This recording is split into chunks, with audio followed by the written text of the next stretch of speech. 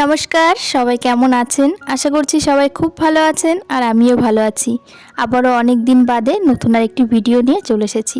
আশা করছি আজকের ভিডিওটা আপনাদের কাছে খুব ভালো লাগবে। অনেকটা বেলা থেকেই ভিডিওটা শুরু করলাম। এখন সকালে রান্না বান্না কমপ্লিট করে ঘরে এসেছি। বিছানাটা ভালো করে গুছিয়ে নেব, তার আগে ভাবলাম বিছানার চাদরটা তো বেশ কয়েকদিন হলো পাতা হয়েছে আর একটু নোংরা হয়েছে। আর সাদা বিছানার চাদর না বেশি দিন থাকে না, 2-3 দিন হয়ে গেলেই মনে হয় যেন একটু নোংরা নোংরা হয়ে গেছে। আর আমি তো এটা 1 সপ্তাহ মতো পেতে রেখেছি। সাদা রঙের বিছানার চাদর বিছানায় পাতার পর দেখতে ঠিক যতটা সুন্দর লাগে, আবার নোংরা হওয়ার পর কিন্তু কাচতে ঠিক ততটাই খাটনি করতে হয়। আর সাদা রঙের বিছানার চাদরগুলো যেন একটু বেশি নোংরা হয়ে যায়, আর কাচার পর যদি ঠিক মতন কাচা না হয় তাহলে ঠিক দেখতে পরিষ্কার মনে হয় না।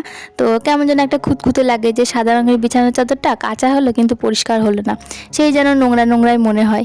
আর আমি যেদিন বিছানার চাদরগুলো কাচি সেদিন কিন্তু খুব করে গরম জল দিই, তার মধ্যে সার্ফ দিয়ে অনেকক্ষণ ভিজিয়ে রেখে তারপর আবার সার্ফ এক্সেল সাবান দিয়ে ঘষে ঘষে তারপর পরিষ্কার করে কাচি, না হলে না ঠিকমতো পরিষ্কার মনে হয় না। তো যাই হোক, এদিকে দেখুন আমি একটা কাঁচা বিছানার চাদর পেতে দিলাম। আর এই বিছানার চাদরটা অনেক দিন বাদে আজকে আবার পাতলাম। এটা যেহেতু সুতির না, তো সেই জন্য বেশি পাতা হয় না। সুতির বিছানার চাদরের উপরে না কোনো চাদরই হয় না। তো যাই হোক, আজকে আবার অনেক দিন বাদে এই চাদরটা পাতলাম। আর এই চাদরটা কেন পাতি না জানেন? কারণ প্রচণ্ড বড়, চারিদিকে অনেকটা করে গুছতে হয়, আর এত গুছতে গেলে না প্রচণ্ড অসুবিধা হয়। তো যাই হোক, আজকে আবার পাতলাম। আর আমার বিছানার চাদর না একটুখানি শর্ট আছে।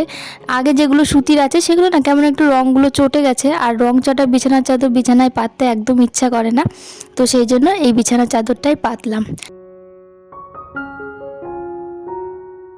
আবারও অনেকক্ষণ বাদে আপনাদের সামনে আবার চলে আসলাম। একেবারে স্নান করে পুজো দিয়ে রান্নাঘরে ঢুকে পড়েছি দুপুরে রান্না করতে। আর তার আগে ছেলেকে স্নান করাবো।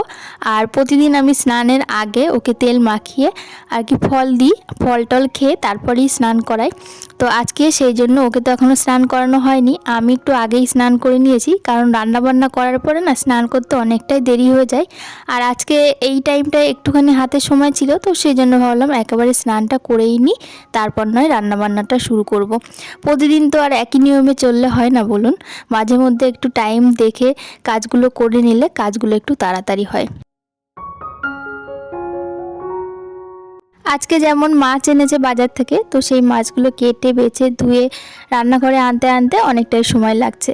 তো সেই জন্য ভাবলাম আমি বসে থেকেই বা কী করবো, একেবারে স্নান করে আসি। আর আমার স্নান করে পুজো দিতে দিতে ওদিকে মাসির মাছ ধোয়া হয়ে যাবে, আর তখন আমি রান্নাটা শুরু করব।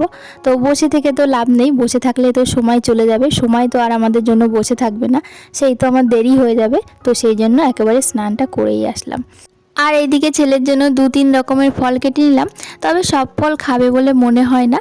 তো যাই হোক, কেটে নিয়েছি, কিছুটা খেয়েছে কিছুটা রেখেছে, সেগুলো আবার আমি খেয়ে নিয়েছি। তো এদিকে আবার চলে আসলাম রান্না করতে। আর রান্নার আগে দেখলাম তেলটা শেষ হয়ে গেছে, তো তেলটা ঢেলে নিচ্ছি, একটা বড় বোতলে ঢেলে নিচ্ছি। আর আমার রান্নার যে বোতলটা থাকে সেই বোতলটাতেও একেবারে ভরে নেব। একেবারে 2টো বোতলে ভরে রাখলাম, বারবার ওই ড্রাম থেকে ঢালতে হবে না, 2-3 দিন চলে যাবে। 2-3 দিন না, তার থেকে বেশি যাবে। তবে এখন যেহেতু একটু রান্নাটা বেশি হচ্ছে, আর মাছ রান্না করতে গেলে না প্রচণ্ড তেল লাগে, মাছ ভাজতে গেলেই অনেকটা তেল লাগে। কেন জানি না, আগে খুব কম তেলেই কিন্তু আমার মা ঠাম্মিরা অল্প তেলেই কিন্তু মাছ সমস্ত সবজি তরকারি রান্না করে ফেলেছে, কিন্তু এখন কেন জানি না অল্প তেলে যেন রান্না হতেই চায় না। তবে এখন সমস্ত খাবারে যে পরিমাণে ভেজাল, তো আগেকার সেই খাবারে তো এরকমটা ছিল না। এখন যেমন মাছ বলুন, সবজি বলুন, ফল বলুন, যাই বলুন না কেন সব কিছুতে কিন্তু কেমিক্যাল দেয়া, নানান রকম ভেজাল দেয়া, নানান রকম সার দিয়ে সমস্ত কিছু তৈরি করা। আগেকার দিনে কিন্তু এত সবজিতে মাছে কোনো কিছুতেই ভেজাল ছিল না, আর সেই জন্য কিন্তু আগেকার মানুষ যারা আর কি তাজা সবজি ফল সমস্ত কিছু খেয়েছে, তাদের শরীর কিন্তু এখনও ভালো আছে। আর সেই অনুযায়ী আমাদের দেখতে গেলে কিন্তু এত অল্প বয়সে আমাদের শরীরে নানান রকমের রোগ। তো যাই হোক, এদিকে সমস্ত কিছু একদম গুছিয়ে নিয়েছি। আজকে বাজার থেকে এনেছে 4 রকমের মাছ, আর 4 রকমের মাছের জন্য তো নানান রকম সবজি মশলা এগুলো লাগে, তো সেগুলো সমস্তটা আমি কেটে কুটে একদম বেটে গুছিয়ে নিয়েছি। আর এইবার দুটো কড়াই দুটো উনুনে বসিয়ে দিয়েছি, মানে তাড়াতাড়ি করে রান্নাটা শুরু করব। এত কিছু কেটে কুটিয়ে গুছিয়ে নিতে তো অনেকটা টাইম লাগে। আর মাসি তো মাছগুলো ধুয়ে দিয়েছে, আর মাছ ধুতেও তো প্রচণ্ড সময় লাগে। তো কি আর করা যাবে, একা হাতে তো এত কিছু করা যায় না। তো সেই জন্য মাসি মাছগুলো ধুয়ে দিয়েছে, প্রতিদিনই ধুয়ে দেয়। আর এদিকে আমি সবজিপাতি সমস্তটা কেটে কুটে একদম গুছিয়ে নিয়েছি। আর এইবারটা দুটো কড়াই একদম উনুনে চাপিয়ে দিয়েছি, 2 হাতে রান্না করব। আজকে বাজার থেকে তো 4 রকম মাছ এনেছে। সবার প্রথমে রান্না করলাম ট্যাংরা মাছটা আলু বেগুন ধনেপাতা দিয়ে। পুরো রান্নাটা আপনাদের সঙ্গে আর শেয়ার করলাম না, তো এত কিছু শেয়ার করতে গেলে ভিডিওটা অনেক বড় হয়ে যাবে আর আমার রান্না করতে করতে অনেকটা দেরি হয়ে যাবে। তো এদিকে প্রথমে ট্যাংরা মাছের ঝোলটা নামিয়ে রাখলাম। আর এদিকে এনেছিল বেতো শাক, বেগুন দিয়ে বেতো শাক রান্না করলাম। এবার না এই প্রথম বেতো শাক খাচ্ছি। মেথি শাক অন্যান্য শাক তো খাওয়াই হয়, কিন্তু বেতো শাকটা না এই প্রথম খাচ্ছি। আর এদিকে এনেছিল চুনো মাছ। আর এই চুনো মাছ রান্না করব আলু দিয়ে বেগুন দিয়ে আর কাটোয়ার ডাঁটা দিয়ে। আলু বেগুন কাটোয়ার ডাঁটা সমস্ত কিছু একদম মানে ছোট ছোট করে লম্বা লম্বা করে একদম কুচিয়ে নেওয়া হয়েছে। আর এর মধ্যে একে একে আদা রসুন বাটা লঙ্কা বাটা জিরে ধনে বাটা দিয়ে আর সর্ষের তেল লবণ হলুদ দিয়ে পুরো মাছ দিয়ে আর সবজি দিয়ে ভালো করে মাখিয়ে নিচ্ছি। মাখিয়ে তারপর কড়াইতে বসিয়ে দেব। আমাদের বাড়িতে চুনো মাছ আনলে এরকমভাবেই রান্না করা হয়। এগুলো যেহেতু একদম ছোট ছোট মাছ, ভাজার দরকার পড়ে না, এরকমভাবে মাখিয়ে কড়াইতে চাপিয়ে দিলেই হয়ে যায়। তো যাই হোক, এদিকে আমি মাছটা ভালো করে মাখিয়ে নিয়েছি, এবার কড়াইতে বসিয়ে দেব। আর আজকে না পার্শে মাছটা রান্না করব না, ভাবছি পার্শে মাছটা ফ্রিজের মধ্যে ঢুকিয়ে রাখি। 3 রকম মাছ তো হচ্ছেই, আর এই মাছটা রেখে দিই, কালকে আবার অন্য মাছ আনলে তার সঙ্গে রান্না করে ফেলবো। আর এদিকে দেখুন আমি চুনো মাছটা বসিয়ে দিয়েছি, আর এদিকে ফ্রিজের মধ্যে রেখে দিলাম পার্শে মাছটা। এবার বেশি করে একটুখানি ধনেপাতা দিয়ে তারপর নামিয়ে নেব। আর এদিকে দেখুন বাটা মাছ এনেছিল, বাটা মাছ ভাজা খাওয়ার জন্য ছোট ছোট বাটা মাছ, এগুলো মশলা দিয়ে মাখিয়ে ভাজা খেতে না দারুণ লাগে গরম ভাতে। তো এই যে ভালো করে মশলা মাখিয়ে সুন্দর করে আস্তে আস্তে ভেজে নিচ্ছি। আমাদের বাড়িতে জানেন তো সবাই মাছ ভক্ত, মাছ খেতে প্রচণ্ড ভালোবাসে। তো এদিকে দেখুন আমার রান্না বান্না কমপ্লিট হয়ে গেছে। এখানে রয়েছে চুনো মাছ, আর ওদিকে রয়েছে শাক, আর এখানে রয়েছে ট্যাংরা মাছ আলু বেগুন দিয়ে একদম শুকনো শুকনো করে রান্না করা হয়েছে। বেশি ঝোল আমাদের বাড়িতে কেউ পছন্দ করে না। আর এখানে রয়েছে সকালের টক ডাল, সকালবেলাতে টক ডাল রান্না করেছিলাম আর তার সঙ্গে করেছিলাম একটা ভাজা। দুপুরের রান্না বান্না তো কমপ্লিট হয়ে গেছে, রান্না বান্না সমস্তটা একদম গুছিয়ে জায়গায় রেখেছি।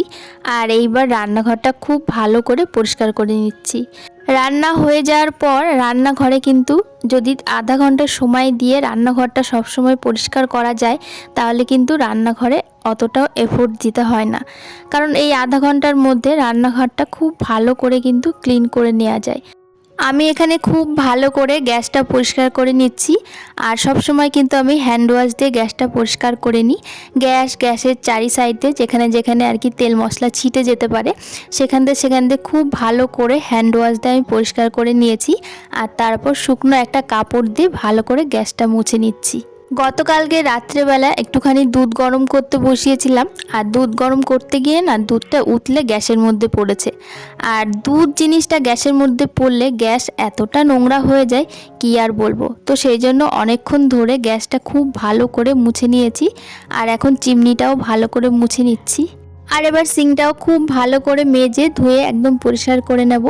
আর যে কাপড়গুলো দিয়ে আমি সবসময় গরম হাঁড়ি কড়াই ধরি বা যেগুলো দিয়ে আমি ক্লিন করি, সেগুলো কিন্তু আমি প্রতিদিন একদম সার্ফ এক্সেল সাবান দিয়ে ভালো করে পরিষ্কার করে শুকিয়ে নিই। তো চলুন, রান্নাঘর আমার অলমোস্ট একদম ক্লিন করা হয়ে গেছে। এবার নিচের মেঝেটা একটু পরিষ্কার করে নেব, তাহলেই কিন্তু হয়ে যাবে। আর তারপর দুপুরের খাওয়া দাওয়া করব। তো চলুন, আজকের ব্লগটা এখানেই শেষ করছি। আজকের ব্লগটা আপনাদের কাছে কেমন লাগলো অবশ্যই কমেন্টের মাধ্যমে জানাবেন। যদি ভালো লাগে একটা লাইক করে দেবেন। আর আমার চ্যানেলে এখনও পর্যন্ত যারা নতুন, অবশ্যই চ্যানেলটি সাবস্ক্রাইব করে আমার পাশে থাকবেন।